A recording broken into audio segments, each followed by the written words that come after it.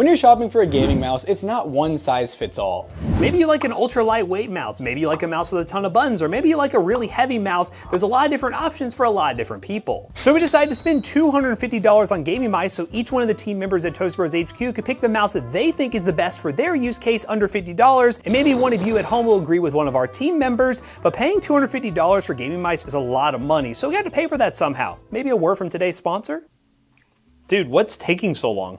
Dude, I'm still loading in. Man, it must still be that slow Windows 10 install that you refuse to upgrade to Windows 11. Yeah, but old is gold. I mean, don't you know that upgrading to Windows 11 Pro is actually pretty affordable, especially when you're using today's video sponsor, GVGMall? Oh yeah, I've heard of GVGMall before, so like, how affordable? Yeah, getting a Windows 11 key from GVGMall is incredibly affordable and easy. It's so easy that it is our go-to option when activating our gaming PCs. Use the link in the description down below to go to GVGMall today, add the Windows 11 key to your cart, and get ready to check out. But before you check out, be sure to use code TB20 on checkout to save 25% off a Windows 11 Pro license, bringing your cost to $26. Oh, so is it like really as simple as I just take the key that they send me, put it into my Windows activation, press activate, and then I have Windows activated? It's that easy. GVGMall makes it super easy to activate your gaming PC. Well, shoot, if it's that easy, I'm gonna go on that right now, and thanks to GVGMall for sponsoring today's video. Yeah, let's get into the video, shall we? So we have 5 gaming mice, all under 50 bucks, and there was no criteria for this. Just don't spend more than $50 and get a mouse that fits your preference, whether it's for gaming, editing, or productivity. And we're gonna keep this as punchy and simple as possible. We use these mice for a couple of weeks here at our office and at home, so each person has a lot of experience with the mouse. We'll tell you what they like about it, what they may not like about it, and why it will be perfect for you at home. Let's not waste any more time and dive into the first mouse. So my mouse was the Attack Shark V8, and this is a mouse that I was super excited to get. This is an 8K polling rate wireless gaming mouse that has some really good features. Now, I'm gonna go ahead and say I'm disqualified. I actually spent $50.14. Boo! Normally, guys, calm down. Normally this mouse is closer to 60 bucks, but it usually gets those little clickable Amazon coupons that make it that price or a little bit cheaper. The reason I really wanted this mouse was because it is an ergo right-hand mouse. So I'm really used to using the Dex Superlight at home and also the G703. Those mice are actually designed for people with right hands. A lot of those new gaming mice out there, especially the really small ones, they're designed for people who are ambidextrous, so left or right, which is cool if you need it, but otherwise, I like the idea of how this fits my hand. It's also a little bit on the larger side. Now, some of the specs of this mouse that make it really good are, firstly, it's 8K polling rate, if that's something that you're into. Now, obviously, 8K polling rate does mean you're gonna need a really beefy PC, and it's gonna really lower the battery life as low as about 3 to 5 days. But if you're running at 1K polling rate, you're looking at 25 plus days. Speaking of that, I have not charged my mouse since I got it. Now, it does have the Omron optical switches that are rated for 100 million clicks. It has a 500 milliamp hour battery, and it does have their nano metal ice coating, which really in layman's terms just means you actually can grip this mouse pretty good. Even though it looks smooth, it has a little bit of grit to it, so you're not gonna drop the mouse when you're getting sweaty in Valorant and CS. Now, another important part is how much does the mouse weigh? I am not that into super lightweight mice. This one's just kind of lightweight. It's 59 grams, so it's kind of on the cusp of being lightweight. It's USB-C for charging. It has 2 macros on the side for forwards, backwards, or you can also use them for like knife and stuff like that. It does not have a DPI button on the top. I personally hate having a DPI button on the top. It does have one on the bottom though, because I don't know anyone who actually switches their DPI on the fly. Like, I'm sniping, I'm gonna do my little DPI button. I've never cared for that. And the last 2 important things that you guys need to know is that it has a Nordic 54L15 chip and has the slightly older PAW 3950 Max sensor with up to 24K DPI. Now, another nice thing about this mouse is you don't gotta download any software. I've not downloaded any. Now, if you wanna change to 8K polling rate, you might need to, but I just usually run mine at 1K because I want maximum battery life. And the dongle is really cool. It's actually the USB-C charging cable, also has the dongle that plugs into it so you can get it as close to your mouse as possible for less latency, and it actually displays how much battery you have left. Now, I wish it was like a little LCD display. Instead, it's just little LEDs that as the battery goes down, it goes from green to yellow to red, and so far, I'm on yellow, and I think I've been using this mouse for, what do you think, Matt, like 2 weeks now? Yeah, it's been a long time. We used it on the 48-hour live stream straight, and it has not been charged since then. So overall, if you're looking for a fairly lightweight, slightly larger ergo mouse, I think for a little over 50 bucks, this one cannot be beaten. So that's my mouse. I'm gonna go ahead and bring in the next person. Come here, boy. Come here, boy. So this is my mouse. We're moving over to more of a lightweight competitive mouse. This is the Aula SC800. Now this mouse weighs about 37 grams and it comes in at $47 and some change right now on Amazon with a deal. Average is around $49. You can get it in white or black, and I picked up the black version. Personally, it matches my setup.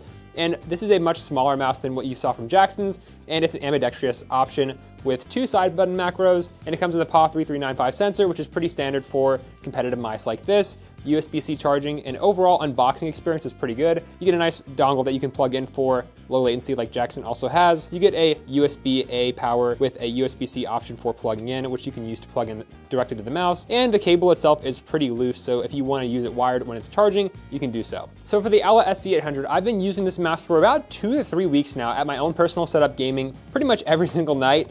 And my overall experience has been pretty good, I will say. I am coming from a larger mouse, the GX Pro Superlight 2, so definitely cutting the weight in almost half, and same 8K polling rate, so that's also a nice touch that I have been using. Battery life isn't amazing on this mouse, but if you are using it at a lower hertz rating, you're gonna be just fine. You may have to charge it maybe once a week, maybe more if you're using a higher polling rate. I averaged around like 4K. I just wanted to try mine out to see that slightly higher polling rate, and it did pretty good overall. But overall QC of this mouse is pretty solid. I like the feel of the mouse. The shape is pretty nice. It is ambidextrous, like I mentioned earlier. And the switches are pretty nice. I don't know the exact brand and name of them. I've been really enjoying using a lighter weight mouse. I will say I did have to adjust my settings slightly with my sensitivity whenever going down to this mouse because it is super light and super smooth. Software-wise, you do have to actually download it if you want to control the polling rate of this mouse. It is 1K out of the box. And additionally, for some reason, most mice have the back button as this one and the forward button as this one, but this mouse has it inverted. So you do have to change that in the software, which is a bit funny. Downloading the software was a bit of a weird one too. You have to go to a Google Drive folder and download it there. And then you have a DPI button here on the bottom if you want to change that. And you have a pairing button on the bottom as well as an on-off switch. So my general thoughts on this mouse is pretty solid. I do think I was having some issues with the connectivity being, as the battery got a bit lower, during longer gaming sessions, it would kind of cut in and out as the battery started draining. So when it gets to a low point, you do have to hook it up wired and then to have a reliable connection. But when it's fully charged and everything, it's been running pretty fine. So I think it's a nice option for someone looking for a very competitive, lightweight option that you're not gonna be spending $100+ on. This usually comes in at half the price for specs like this out of a normal gaming mouse. So I'd say it's a pretty good pickup. The only other bits of information that I have for you guys before we send it off to the next person is the max DPI on this is 26,000. No one will ever really need to go that high in my opinion. The only other issue I had with this mouse is for some reason, whenever you actually hook this up through the wireless connection, the sensor does have a bit of sensor whine, which I did not know was a thing, but when it's plugged in and it's on a table and it's being read, it is a bit of like a whine to it. It's very, very subtle and slight, but it's something I noticed because I'm very nitpicky about weird noises and stuff like that. So that's only downside in terms of QC that I noticed, but aside from that, build quality wise, it is really solid. So I think it's still worth a really good pickup if you are looking for a budget but competitive mouse. All right, guys, it is my turn to show you the gaming mouse I got, and I went budget for mine. Mine comes in at a price point of around $37, $36.99 to be exact, but the model is the Mechlands Ajazz AJ139P V3. This mouse is really cool because it's budget and also comes with a bunch of cool accessories out of the box. First, to the unboxing experience, you can see we have a carrying case that it came with. I don't know many people who are regularly traveling with their mice. This is where your mouse would go on the inside, and you get a bunch of cool accessories. You get a USB-C cable, USB-C to A cable. You also get a manual.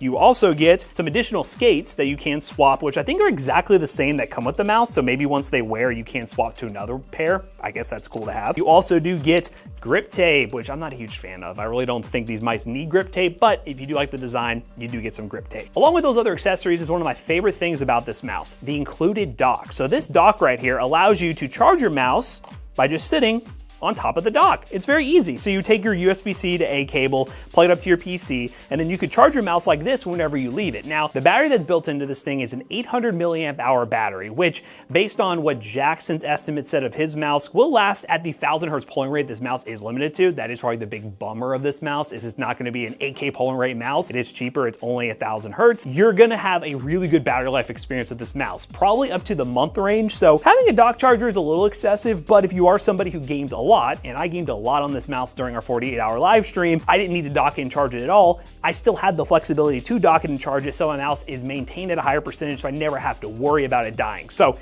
It's really cool, and also I think it makes your desk look pretty cool as well when you have this docked on the dock. Now the accessories are my favorite part of the mouse, but let's talk about the main key specs here you should know about it. It is a 69-gram mouse, which is a little bit heavier than I'm used to. I use really lightweight mice at home, and honestly, the adjustment wasn't too bad. It does come with a PAW 3311 sensor at 1000 hertz with an 800 milliamp hour battery. It can come in black or white and comes with all the accessories we mentioned before. Battery life has been really impressive. That is my key selling point with a mouse like this. And the feel is very nice. It's a very standard mouse that does come with 2 buttons on the side, a nice scroll wheel, and the clicks ain't too bad. It sounds good for me, and for the price point, I think that's why I keep coming back to, with this being one of the cheaper mice in this roundup video, it seems to compete pretty nicely in terms of build quality with the other mice that I've felt so far from the other people in this video, and I've just really enjoyed the feel of it. I know Jonah off camera mentioned it seems very similar to like a Razer Viper body. I kind of have a little bit of an in-between grip where I kind of palm it and claw grip at the same time. I'm not super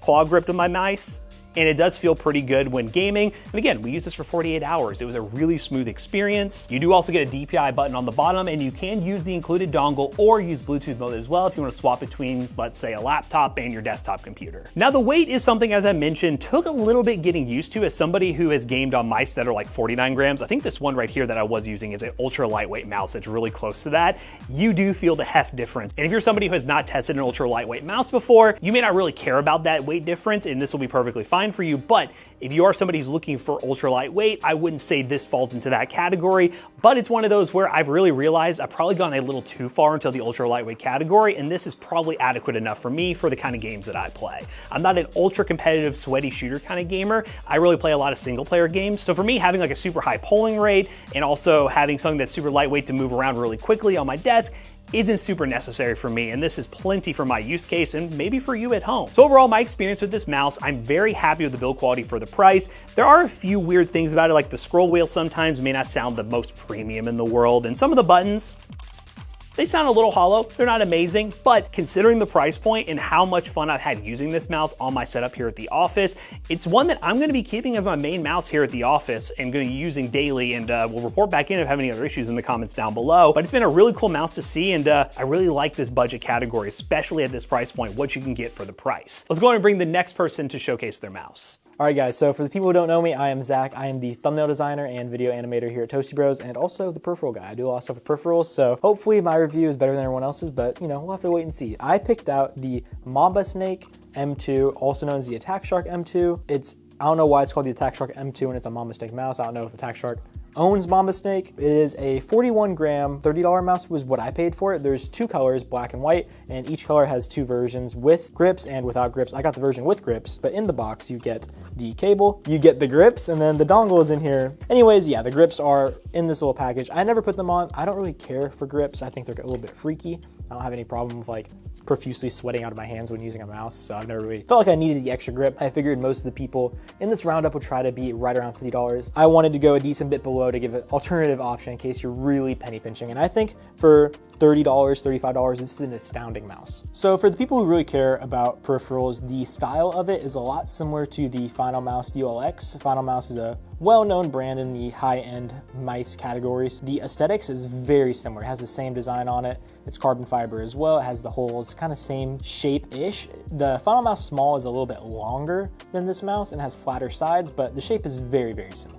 So as I mentioned earlier, this mouse is carbon fiber and it weighs in at 41 grams according to the Amazon listing. This mouse is tri-mode connectivity and it's 40,000 DPI. It has a PAW 3395 Pro sensor. I would say quote unquote downside to this mouse is it is 1K polling rate. To be realistic, most people never use above 1K polling rate. I have an 8K polling rate mouse. I only use 2K, and even then 2K is overkill. I think 1K is completely fine for most people. And at $35, it has a great sensor and great internal, so you won't notice any issues. For these switches in this mouse, this has Omron mechanical switches. Personally, I like optical switches because they're longer lasting and they feel a little bit better in my personal experience, but mechanicals aren't bad. Omron is a great brand. The clicks are nice and tactile. They feel great. There's very little pre-travel, post-travel, decent amount, but honestly, most mice have that. But in terms of how snappy they are, sound, feel, clicks are great. The scroll wheel is a mechanical F-switch encoder, so it's really smooth. It has 24 notches, I believe, if I remember right, and it feels good. Side buttons are also Omron mechanicals. Very clicky.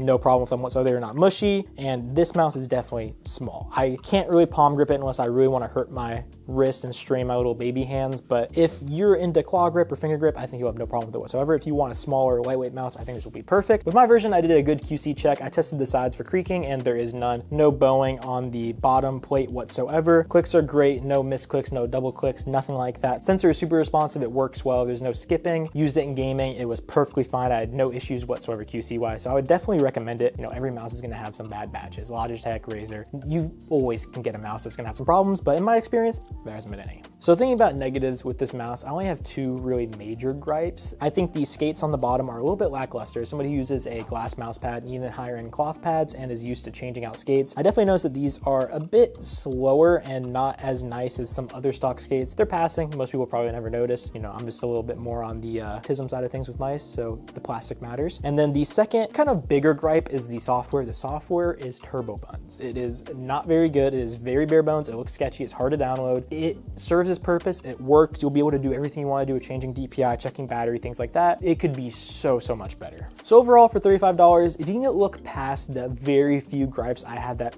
a normal person probably wouldn't notice, I would definitely recommend this. Super solid mouse, especially at the price point it's at. If you want something smaller, something lightweight, you don't care about pulling rate, this is great. So now that I'm done yapping about my mouse, let's bring in the next person. All right, and for my mouse, I have the, you might hear things moving around there, the Scimitar RGB Elite. So what I have here is another, if you've known any of these peripheral videos that I do or get it to be a part of, I always buy a mouse with this one feature.